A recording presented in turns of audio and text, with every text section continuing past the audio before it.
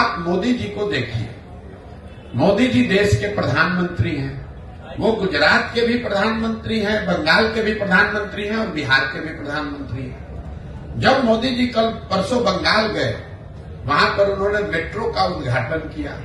अभी 2 दिन के बाद वो गुजरात जाएंगे, वहां सेमीकंडक्टर के फैक्ट्री का उद्घाटन करेंगे। कल मोदी जी बिहार आए थे, उन्होंने यहां जूट मिल, चीनी मिल की बात नहीं की।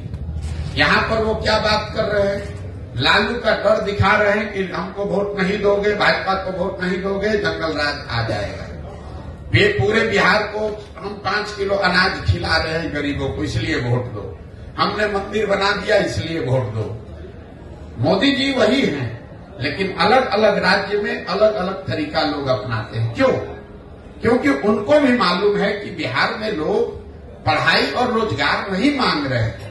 बिहार में लोग 5 किलो अनाज मांग रहे हैं, हिंदू मुसलमान मांग रहे हैं, जाति मांग रहे हैं। तो आपको जातिगत जनगणना मिला। जो चीज आप लोकतंत्र में मांगेंगे वही तो मिलेगा। हम लोग इस पर चिंता करते हैं कि वोट किसको दिया जाए। मेरी अपनी 20 वर्ष की समझ है कि किसको आप वोट देते हैं ये जरूरी नहीं है।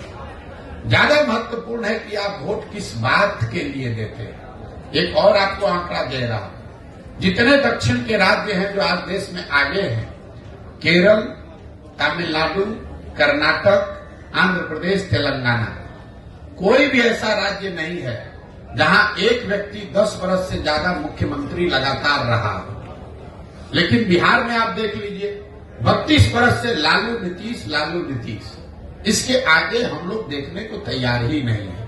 ये इसलिए है कि जाति धर्म के नाम पर बंधुआ मजदूरी हो गई, एक आदमी बन गया, अब वो और उसके बच्चे ही यहां पर आगे चलाते रहेंगे। तो नई हवा, नई सोच, नया प्रयास हो नहीं रहा है। इसलिए नहीं हो रहा है कि समाज उसके लिए वोट नहीं कर रहा है। तो जब तक आप समाज में ये सुधार नहीं लाएंगे कि मेरे भाई तुम पाकिस्तान और पुलवामा के लिए वोट दे रहे हो, जबकि तुम्हारे बच्चे जाकर गुजरात में, तमिलनाडु में मजदूरी कर रहे हैं, तो तुम्हारा भला कैसे होगा? जितने मुसलमान समाज के लोग हैं, मैं 18 महीना से पैदल चल रहा हूं। 5000 से ज्यादा गांव में जाने के बाद मैं रोज मंच से कहता हूं कि दलितों के बाद सबसे ज्यादा गरीब, बदहाल, फटेहाल अगर कोई बिहार में है तो मुसलमान है। लेकिन 32 साल से मुसलमानों ने लालटेन का साथ नहीं छोड़ा है। इस 32 साल में मुसलमानों ने कभी ये नहीं पूछा लालटेन से कि आप सड़क मंत्री हैं तेजस्वी जी, हमारे गांव में सड़क क्यों नहीं बना? आप ग्रामीण कार्य मंत्री हैं, लेकिन हमारे गांव की नालियों गलियों की दुर्दशा क्यों है? आप स्वास्थ्य मंत्री थे, हमारे बच्चों के लिए अस्पताल, दवा, डॉक्टर क्यों नहीं है? आप शिक्षा मंत्री थे, हमारे बच्चों के लिए पढ़ाई क्यों नहीं है? मुसलमान इन सारे परेशानियों के बावजूद जाकर उसी लालटेन को वोट दे रहा है। यही हाल भाजपा के वोटर का है। कोई नहीं पूछ रहा है मोदी जी से कि भाई आप देश में इतने बड़ी बड़ी बात कह रहे हैं, बिहार की बंद चीनी मिल, जूट मिल कब चालू होगी ये बताओ। आप बताइए, देश में कौन ऐसा उद्योगपति है जिसको अगर मोदी जी ये कह दे कि तुमको बिहार में जाकर चीनी मिल लगाना है और उसका हिम्मत है कि वो कह दे कि नहीं लगाएंगे? फिर मोदी जी ने ये क्यों नहीं कहा? इसलिए नहीं कहा कि उनको मालूम है कि ये काम करे चाहे न करे, बिहार की जनता हमको मुफ्त में वोट देगी ही देगी। उनको मालूम है कि बिहार की जनता भाजपा को सिर्फ एक बात पर वोट देगी, लालू का डर दिखाते रहो, वोट बोड़ा में लेते रहो, मंदिर और अनाज की बात करते रहो, लोगों से वोट लेते रहो। इसी तरह लालू जी को पता चल गया है कि मुसलमानों के लिए काम नहीं करना है, उनको सिर्फ भाजपा का डर दिखाते रहना है। न उनको भागीदारी देनी है, न हिस्सेदारी देनी है, उनको किरासन तेल बनाकर अपने लालटेन में जलाते रहना है। मुसलमान अपना और अपने बच्चों का भविष्य जला रहा है।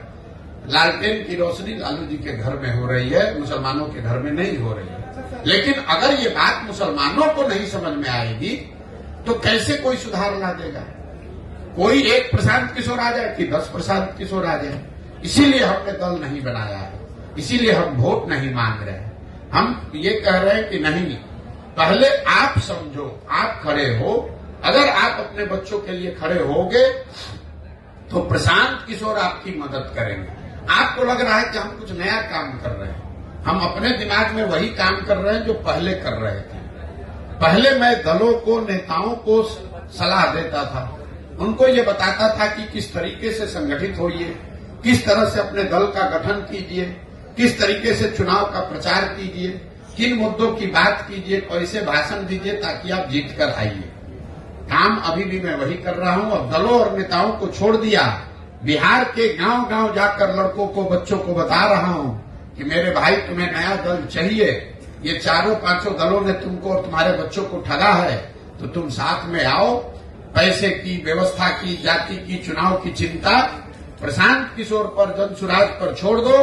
तुम साथ में आओ, एक नया दल, नया विकल्प बनाओ ताकि तुम्हारे और तुम्हारे बच्चों का आने वाला भविष्य बेहतर बने। विकल्प के अभाव में किसी की बंधुआ मजदूरी आपको न करनी पड़े, यही वो प्रयास है।